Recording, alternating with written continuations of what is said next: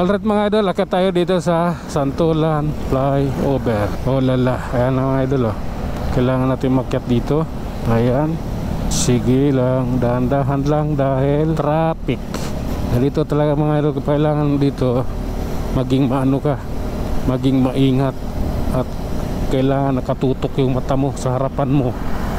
At tingnan din yung bawat magkabilang side mo. Dahil kunting pagkakamali mo lang ay wawa ka. Lalo yung mga driver na mga bago lang sa Manila. Diyos ko, sasabihin yan, Diyos ko, nabakalsada rito, bakit puro na lang sasakyan? Oh lala. Sige idol, pasok lang.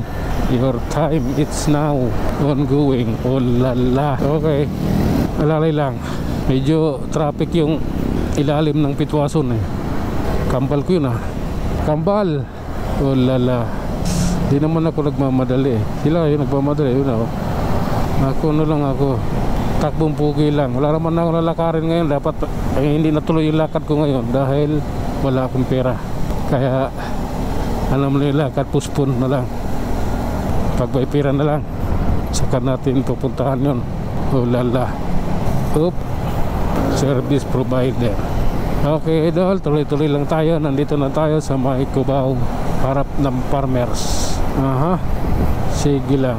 Oh my God. Tuloy-tuloy tayo idol ha. Ayan na, ayan na. Alalay. Grabe na to. Okay, love ko to. Lalay lang tayo mga idol ha. Ayan. Okay, nandito na tayo sa may ano, 5-star bus terminal. Okay. Oh lala. Alright mga idol, maraming salamat. Hanggang dito lang muna tayo. Hanggang sa muli.